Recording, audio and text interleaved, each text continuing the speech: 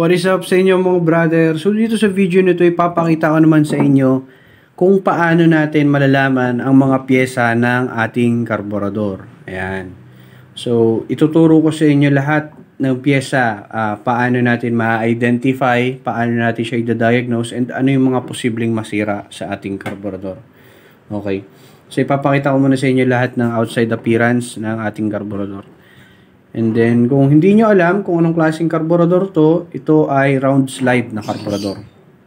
So, bilog ang piston o yung pinaka-slider ng ating karburador.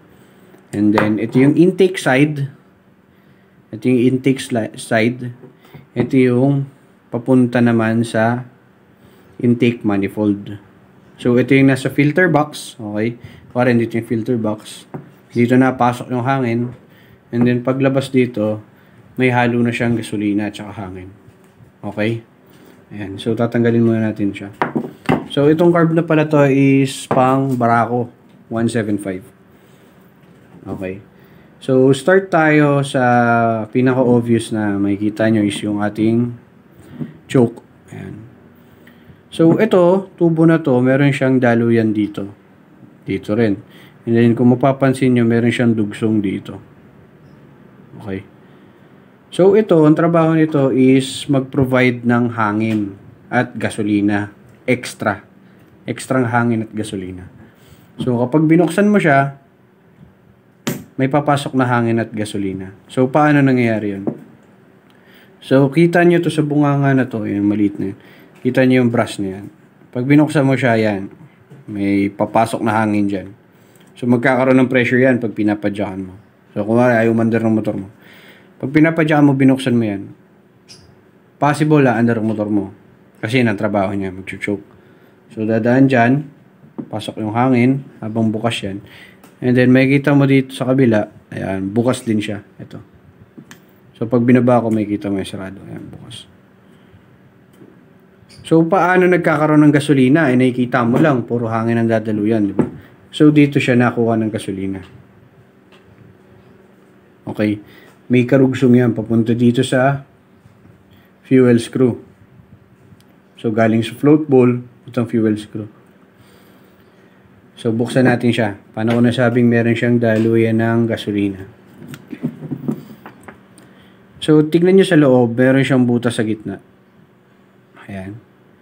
Tapos, pansinin nyo rin tong dulo ng ating choke ay merong rubber gasket. So, pinaka-seal niya. So, kapag nakabaon siya doon, hindi siya magtatagas ng gasolina kahit pasukan siya ng pressure ng hangin. Okay? Tapos, ang trabaho niya nga, pagka bukas siya, so magkakaroon ng pressure ng hangin dito, magbibuild up ng pressure ng hangin. Parang sa Baygon ba? Yan ang trabaho ng karburador eh. Yung Baygon na spray, ba yung ini-spray na ganon? Meron siyang bowl sa ilalim. Kapag mataas yung pressure, nag-i-spray siya. Okay? So, ganun din dito sa karburador natin.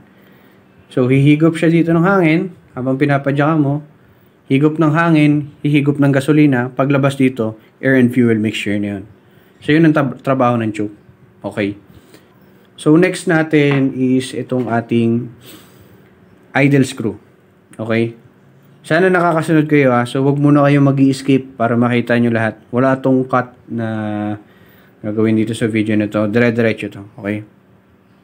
So, ito yung pinaka-idle screw. So, paano siya ginagawa? Paano siya ginagamit? Paano siya tinotono? So, ito, paluwag. So, ito, pahigpit. Counterclockwise. Counterclockwise, paluwag. Clockwise, pahigpit. Okay. So, kapag niluwagan mo siya, ayan, di ba? Kita nyo, mababa ang piston. Ito yung piston natin, ha. So, ayan, nataas baba yan, eh. Ayan, nataas baba yan. So, ayan yung piston natin. Kapag niluwagan mo siya, mababa. Kapag hinigpitan mo siya, dahan-dahan siyang tumataas. Ayan. Pansinin nyo, tumataas siya.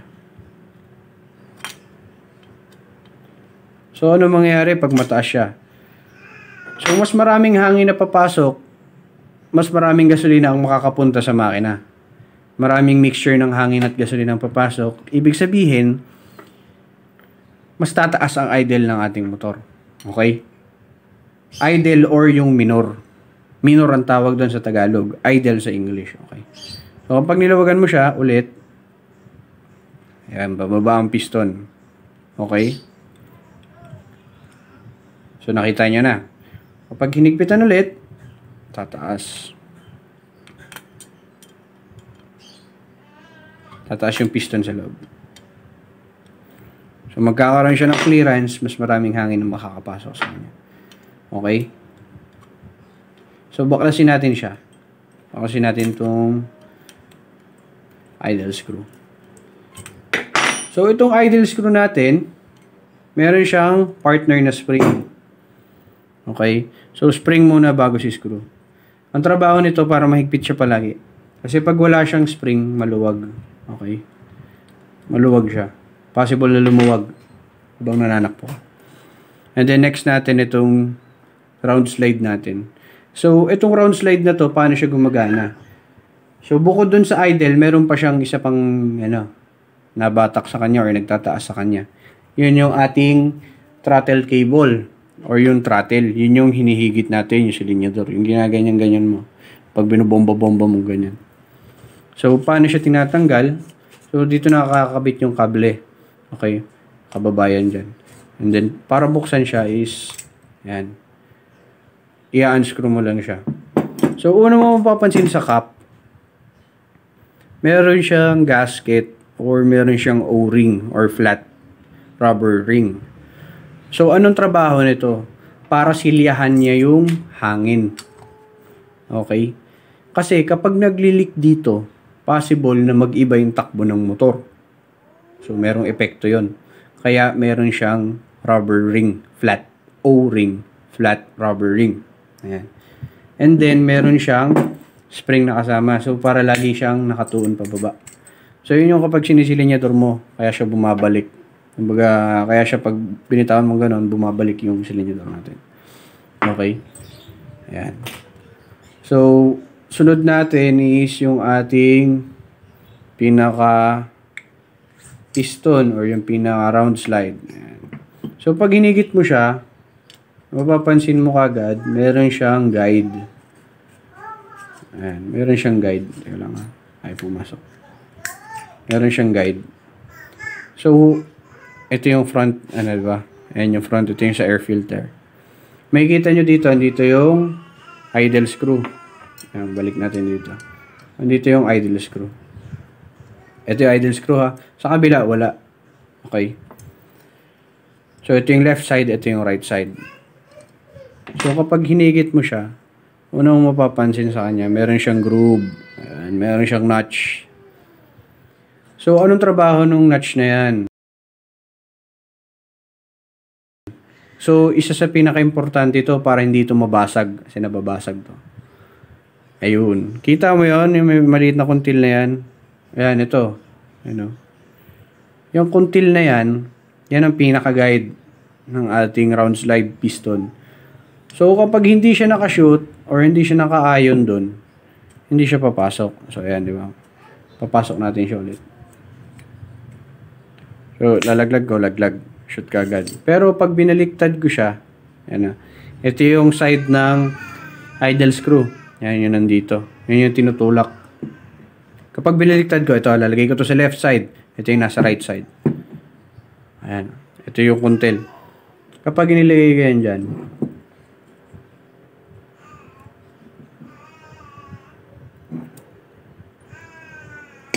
hanggang dyan lang siya.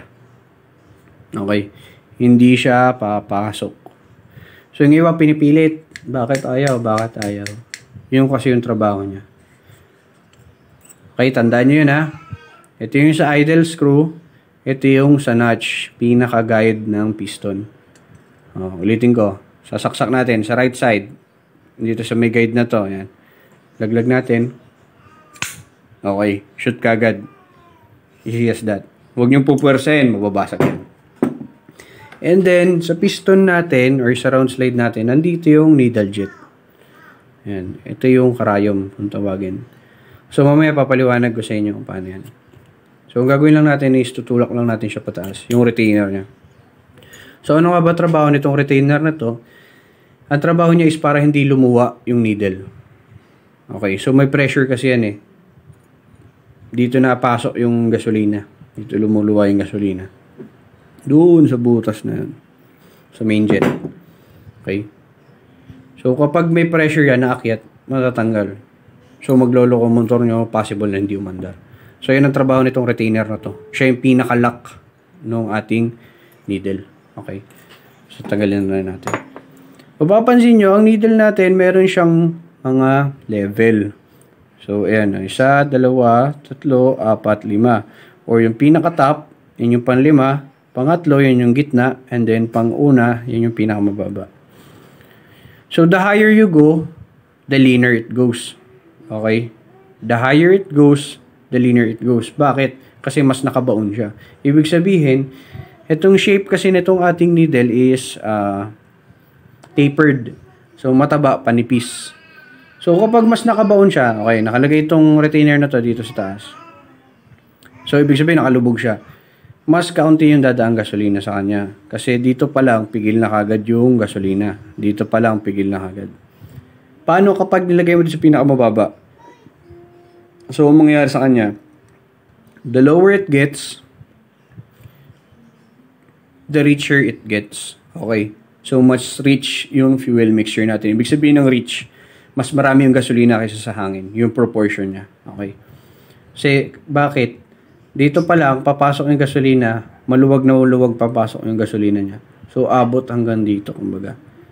Papasok yung gasolina dun sa needle jet niya.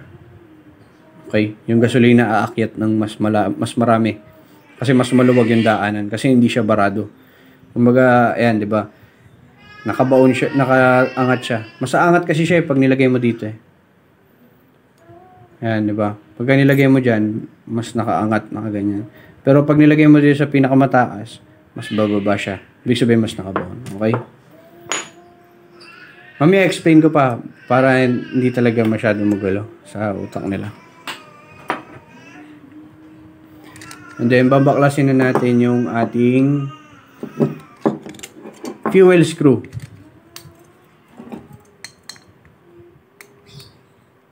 Yan, baklasin natin to.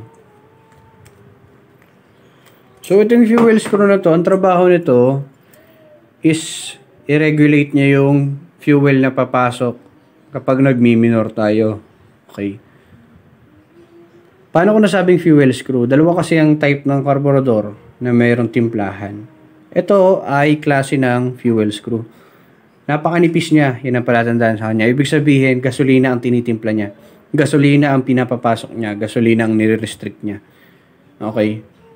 Kasi yung isa, air screw. Ang air screw, hangin ang nire-restrict niya. Okay? Ibig sabihin nung nire-restrict, yun yung pinipigilan niya. O yun yung pinapadaloy niya. Okay. So, habang ito nakabaon or nakasara, mas lean. Ibig sabihin, puro hangin. Walang gasolinang napasok. Kapag ito naman ay nakabukas, mas maraming gasolina ang papasok sa ating makina. Okay? So, kunwari, 15:1. Ibig sabihin ng 15:1, 15 na hangin, isang gasolina. Okay? So, kapag nakasarado to, ang mangyayari, 15:0. Ibig sabihin, puro hangin, walang gasolina. So, kapag binuksan natin to, sa tamang bukas niya, kunwari 2 turns, ayan, yun ang pinakatama niyang bukas. Ibig sabihin, ang magiging ratio ng fuel mixture natin is 15:1. Okay? Kapag mas binuksan pa natin siya, magiging 15:1.5 or 15:1:2. Okay? So, medyo advanced na yung sinasabi ko, pero sundan nyo lang, magigets nyo yan. Okay? So, tandaan nyo, ito yung fuel screw. Okay? And then, buksan na natin yung ating bowl. So, meron siyang 4 na tornilyo. 1, 2, 3, 4. Yan. So, unang bubungad sa inyo, ay yung mga pyesa sa loob. Ito yung una nyo mapapansin. Ito yung float, kung tawagin. Okay? Pero dito muna tayo sa ating takip. Pinaka-bowl natin. So, yung bowl natin, yan. Meron siyang gasket. Rubber gasket yan. So, anong trabaho niya? Para hindi sumingaw ang gasolina natin. Para hindi tumapon. Ayan. So, nandito yung drain plug natin. Ito yung pinaka-drain plug. So, yung drain plug na yan, dyan tatapon lahat ng gasolina. Ayan o. Kita niyo yan? Diba itong bilog na to? Meron siyang dadaluyan. Meron siyang kanal. Dito siya konektado. So, kapag binuksan natin yung screw, yun o. Ito yung parang may butas doon. Pag binuksan mo to, tatapon ng gasolina dito sa ilalim. Okay. And then, ito, overflow. Kapag umabot na dito ang gasolina natin, sa bunganga niya, tatapon na yan. Nag-overflow. Ibig sabihin, may problema na ang ating float valve. Okay? So, yan. Pakita ko na sa inyo yung float valve na sinasabi ko. So, ito yung float natin. Okay? Ito yung float natin. So, anong trabaho na to? Kung nakikita niyo yung mga nasa bowl natin, pag nag-flush tayo, walang tubig. Tapos mayroon nyo, nag-fill up na siya ulit ng tubig. So, habang napupuno siya, dahan-dahan siyang tumataas. And then, kapag puno na, kusa nang namamatay ang tubig. Okay? Ganon din dito sa ating karburador. So, kung makikita nyo itong nasa gitnang to, ayan. Ayan yung nasa gitna. Yan yung float valve natin. Yan yung float valve natin ito. Yan. Ito. Maliit na yan. Yung rocket na yan. Yan. Ito. Yan ang float valve natin. So, ito yung float. Itong itim na to, yun yung float. Tapos yung nasa gitna, yung silver na yan, yung float valve. Kita nyo, kapag tumataas siya, sumasarado, pipigilan niya yung pagdaloy ng gasolina. Okay? For example, binuksan mo na yung gripo ng inyong gasolina or nakadaloy na yung gasolina natin, bumababa na. Habang lumalabas dito yung gasolina sa float valve na yan, dito, lalabas dyan yung gasolina. Naliligo ng gasolina yan, bumababa yan. So, kapag napuno na tong float na to, ito, so umabot na siya sa certain level. Yan, kuwari sa guhit na yan. Hanggang dyan lang siya sa guhit na yan. Dahan-dahan tumataas to. Ngayon, kapag napuno na siya, or pag tumaas na to ng sagad, hindi na dadala yung gasolina. Titigil na siya. Okay. So, paano natin siya binabaklas? Ito lang yung pinaka pin niya. Tutulak mo lang siya. Okay. Tapos, may higit mo na yung pinaka float. So, itong float na to, adjustable yan. Ma-adjust mo siya kung gusto mong mas malalim ang tulak, kung mas mababaw ang tulak. Okay. And then, ito na yung ating float valve. Mapapansin nyo, ang float valve natin is patulis ang dulo. Ayan. Kita nyo yung bunganganan. Yung nasa gitnang butas. Diyan nadolo yung gasolina. So, paano natin malalaman na yan nga ba yung float valve? Kasi, ito, bungangan nito, meron siyang tubo papunta dito. So, dito natin sinasaksak yung fuel hose. Galing tangke, pababa dito. Nadalo yung gasolina. Dito siya lalabas. Okay. So, ang trabaho nito is to restrict fuel. Ayan. Siya yung pumipigil sa pagpasok ng gasolina. Okay. Kapag ito sira na, lagi siya nag-overflow. Ayan. Kung mapapansin nyo, may bewang na siya. Or may guhit na siya. Ito, ayan. Ibig sabihin na, pudpud na, or hindi niya na ginagawa minsan yung trabaho niya. Lagi na siya nag-overflow. Ayan. So, ito yung ating idle jet. So, babaklasin natin siya kung walang flat screw. So, counterclockwise lang. So, ulitin ko, ang trabaho ni idle jet is to provide fuel sa idle. And then, sa 1/4 throttle. Okay. Si pilot jet or si slow jet ang nagpo-provide ng idle fuel at 1/4 throttle fuel. Okay. So, ito kasi nakalubog to. Nakalubog to sa, sa gasolina. Yung bunganga ng mga yan. Sa ulilat natin. So, di ba ang gasolina hanggang dito nga. hanggang dito. Ayan. Nasa guhit na yan. So, meaning to say, nakalubog sila sa gasolina. Hanggang dito. Hanggang dito. Ayan. So, nakalubog sila sa gasolina. Once na may pumasok na hangin dito, yan, sa bunganga nito, may pressure. So, aakyat yung gasolina dito. Okay? Diba? May pressure. Ito pala, pababa pala siya, sorry. So, papasok yung hangin, pupunta dito bababa, magkakaroon ng pressure, dito siya lalabas. Dito siya bubuga. Doon sa tinuro ko kaninang dalawa. So, magpo-provide siya ng gasolina. Okay? Ito naman, so ito yung fuel screw, di ba? So, siya yung mag-restrict kung gaano karaming gasolina ang papapasukan niya. Okay, saan na nagigets yung sinasabi ko? Kasi nga fuel screw siya. So, ihigop ngayon to ng gasolina. Okay? Oscillate natin. Itong pilot jet natin, ihigop ngayon siya ng gasolina. And then, i-distribute niya, i-spray niya. Ayan. Doon. Ayan, diba? Kita nyo may butas. Ayan. Kita nyo. Ayan o. May butas siya. Tagusan yan dito. Ayan o. Kita nyo yan. Ito to, tuturo ko. Ayan. Ayan o, yan. Yung maliit na butas na yan. Tagusan yan. Tagusan yan dun. Kita nyo? Ayan ulit. Kita nyo? Yan yung tinuro kong yan. Babarahan ko. Iitim. Ayan o. Silipin nyo maigi ha. Ayan o. Kita nyo? Namamatay. Nawawala ng ilaw. Ayan o. Yan. Yan yung sinasabi ko. Tagusan siya. So, kapag pumasok ang hangin dito, papunta dyan, magkakaroon ng pressure. Ihigop ngayon ng gasolina si pilot jet kasi nakalubog siya. Higop siya ng gasolina. And then, i-spray niya ngayon yan. Doon sa butas na yun. Okay? Yan. Yan sa nakikita mong maliit na yan. Yan.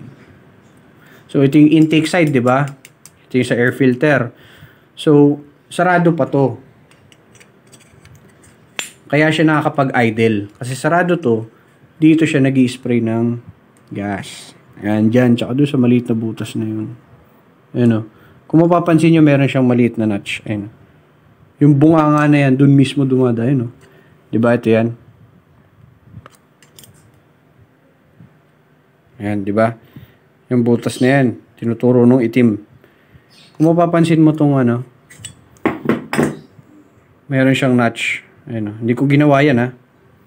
Meron talaga siya. Design niya talaga. Ayan o. Kita nyo meron siyang notch. Ayan. Diyan nadaan yung gas para mag-idle yung ating motor. Okay. Kita mo naman. Ayan o. Diba? So yan. Design yan para dyan sa butas na yan. Dito. Okay? So nagets mo na ba? Pasok ang hangin dito. Kakaroon ng pressure. Higop ngayon ng gasolina sa pilot jet. And then ito, may extra na gasolina dumadaan dito kasi syempre di ba pataas siya. May pressure dito. Tataas ngayon siya dito. Lalabas siya. Tapos ito, magkakaroon din ng pressure. Pupunta rin dito. Kakaliwa naman yung gasolina. Ngayon, yan yung tinotono mo. Dito, mag-i-spray din siya ng gasolina. Napakaliit lang nan. Bubuksan natin. Para makita mo. Napakaliit lang nan. Ayan o. Napakaliit lang. Ayan o. Kung makikita mo yung daliri ko na parang nawawala-wala. Ayan o. Ayan o. Parang naitim. Ayan o yung butas. Ayan o. Kita nyo, diba? Napakaliit lang nan. Yan. Yan ang tinutono natin sa gasolina. Kaya napakaliit niya. Yun yung pinakabunganga niya. Okay. Sana nagigets niyo yung sinasabi ko. Yan. So, kita na, di ba? So, next naman natin is yung ating main jet. Ito yung ating main jet. So, bubuksan natin siya. Una muna is itong kapiraso na to. Ulit tayo ng flat screw. Counterclockwise lang ulit. Ay, sumama na. Sumama na siya sa buo. Baklasin natin siya separate. Separate kasi nababaklas yan.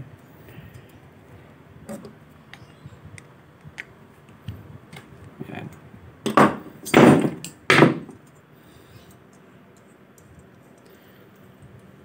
So, ito, dito bumabaon yung ating needle. Ayan. Dito sa makintab na to. Dito bumabaon yung ating needle. Diyan. Ayan o. Maganyan yan. Nakababayan. Kung mapapansin nyo yung dulo niya, parang sukat na sukat dyan. So, pag tinusok natin yan, ayan. Kita niya. So, si needle jet at si main jet gumagana kapag 1/2 throttle, 1/4 pataas. 1/4 throttle pataas. So, 1/4 to 1/2 to full throttle gumagana si ating main jet. Okay. So, kapag kunwari hinigit mo siya, tataas na siya. Yan. Saka siya dadalo yung gasolina papunta dito. And then, dito na siya luluwa. Diyan, sa butas na yan. Yung malaking yan. Yan. Okay. So, baklasin natin itong isa pang jet na to. Needle jet house. Or yung main jet. Orifice. Orifices. Ewan. So, ito nakascrew siya dyan. Kung mapapansin niya, ito yung butas niya. Ang laki, di ba? Tapos, meron siyang mga orifice or yung pinaka vaporizer niya, yung ano, basta yung pinaka nag-i-spray ng ng hangin, gasolina. Mixture siya. Naging mixture ng gasolina at hangin. Napakaliliit lang nan. Okay. So, bubuoyin ulit natin siya. Para lang makita niya. Lagyan natin to dito. Itong needle, lagyan natin sa round slide natin. Yung retainer, lalagay natin. Okay. Yan. So, imagine niyo ito nakasalpak to dito, ito nakasalpak to dito. Papasok natin siya sa loob. Yan. So, yan, hindi siya masyado nakabaon. Kasi ang setting ng ating needle is nasa pinakamababa, which is higit niya yung ating hinihigit niya yung ating needle pataas. And so, kaya hindi siya masyado nakasarado. So, habang hinihigit mo yan, nakikita niyo yung yung mga butas-butas na yan. Habang hinihigit niya yan, dyan nagkakaroon ng build-up pressure. So, magkakaroon ng manipis na pressure dyan sa mga butas na yan. So, paano nangyayari yun? So, di ba kanina, dito yung sa choke. And then, nandito yung sa idle. Ngayon, dito ngayon siya papasok sa malaking to. Okay. Dito sa malaking to, dyan siya papasok ang hangin. Kapag main jet na. Okay. Balik natin. Balik natin to.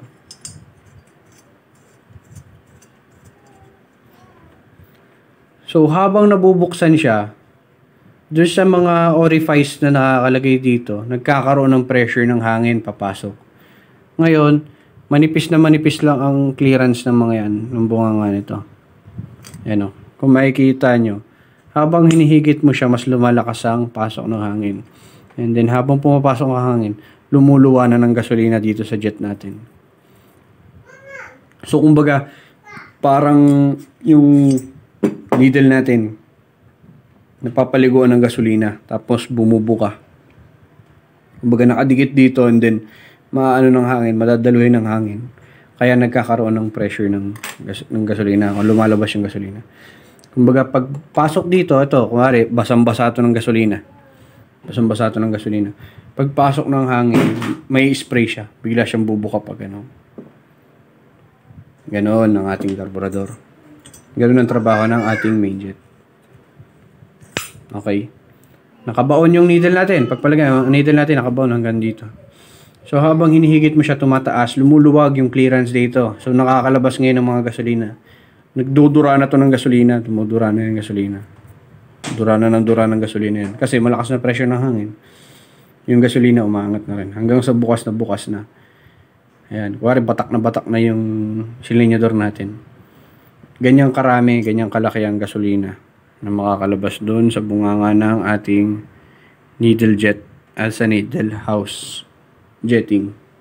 Okay?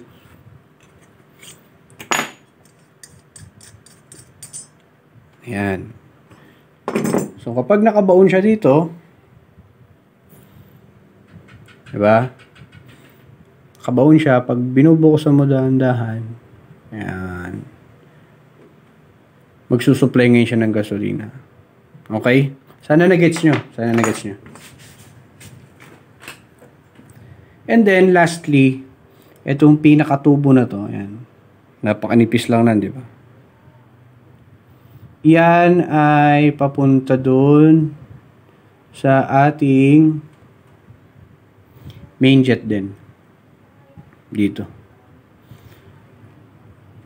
So, para magkaroon siya ng extra na pressure para dito sa ating orifice.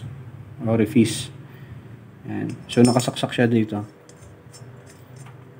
So, magkakaroon ng extra venturi dyan. Okay. Baklasin natin itong manipis na itong ano na ito.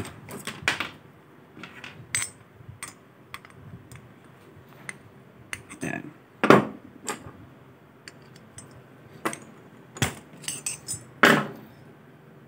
Okay. Kita niya, di ba? Ayan yung tinulak natin palabas.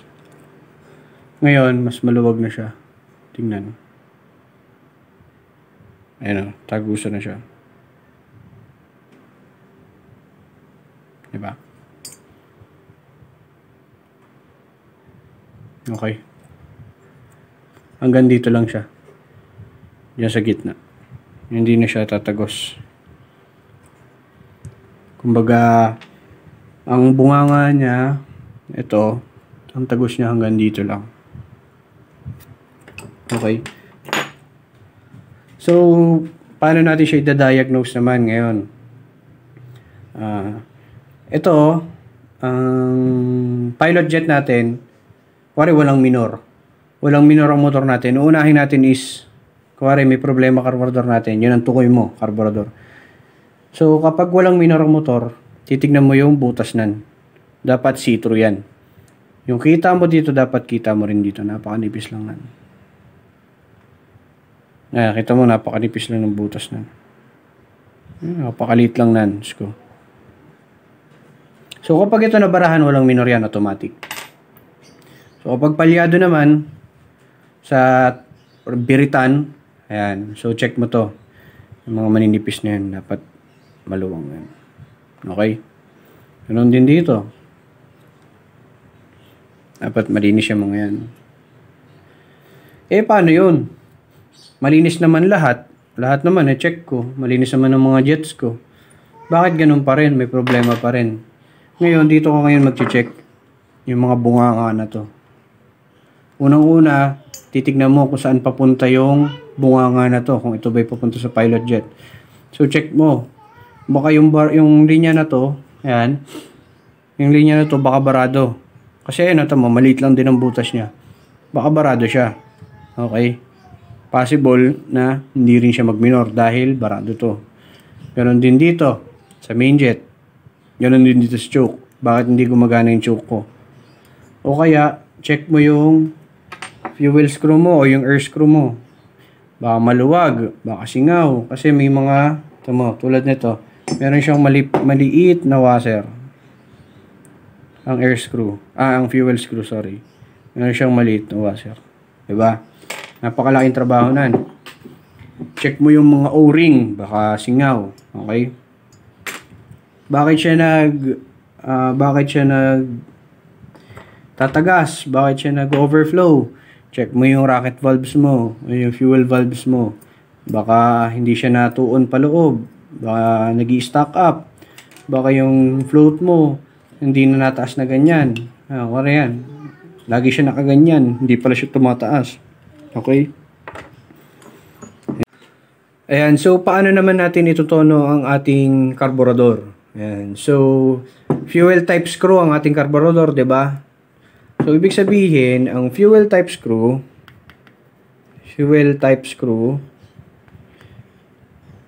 is the more open, mangyayari sa kanya is rich mixture. Okay? Kapag close, magiging lean. Ibig sabihin nun, puro hangin. Ito, hangin. Or air. Okay? So, paano gagawin natin? So, first step natin is dapat mainit ang ating motor. Normal operating temperature. So, dapat normal operating temperature. Yan ang first step. Second step, pag mainit na ang ating motor, isa-set natin yung idle natin.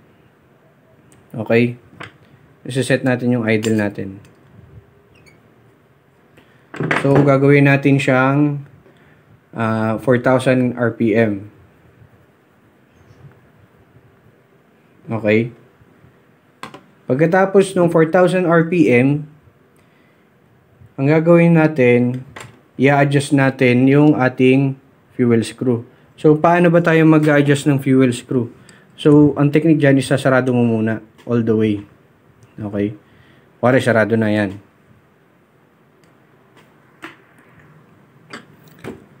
So, start tayo sa 2 turns. So, for example, ito yung pinaka-mark natin. Ayan. So, 2 turns. Ito yung 180 degrees. Okay. Ito yung 360 degrees natin. Or, yung tinatawag na 1 turn. Okay.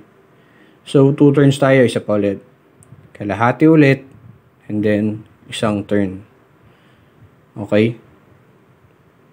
So, dalawang 360 degrees na yan. Diyan tayo mag-i-start. So, naka 4,000 RPM ka na. Naset mo na rin sa 2 turns. Ngayon, sa pang-apat na step, pakiramdaman mo na dapat tataas ang idle. Okay? For example, habang niluluwagan mo siya,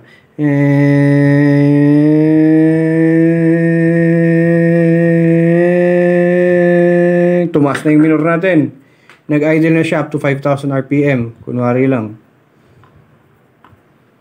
Stop ka na doon. So, ibig sabihin, nakuha mo na yung setting mo na 2 turns and half. Okay? 2 turns and half. Okay ka na dito sa 2 turns and half. Ngayon, ibabalik mo ulit sa 1.5 RPM. Or plus minus. Ibig sabihin nun, napabaan mo na yung minor mo, taas na mataas na, babaan mo ulit, pakiramdaman mo dapat nasa 1,500 RPM siya. Okay?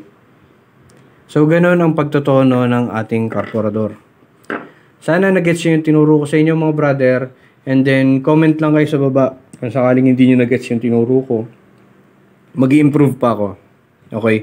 Kung meron kayo nalalaman na mas maganda, please, pakishare para malaman ko rin yung kaalaman nila kasi hindi naman ako talagang professional na mekaniko. And then, ito lang yung nalalaman ko about sa ating carburetor. Kung may suggestions kayo, please sabihin nyo. Magagawa pa tayo ng video natin and mag-i-improve tayo sa ating video. So, please do like, share, and subscribe mga brother. So, maraming salamat. Nag 1,000 subscribers na tayo. And then, malapit-lapit na rin tayong bigyan ng sweldo ni YouTube. Pero matagal pa yun. So, please, tulungan nyo mga brother. Maraming salamat talaga sa suporta. Okay. So, pakilike na rin yung ating page sa Facebook. Yun yung motor stuff. So, black ang background doon. Parang profile picture natin dito sa YouTube. And then, yung ating page, yung pinaka munting shop ko. Ayan, yung South Motorcycle Shop. Okay? So, pakilike na rin. Maraming salamat mga brother. Peace.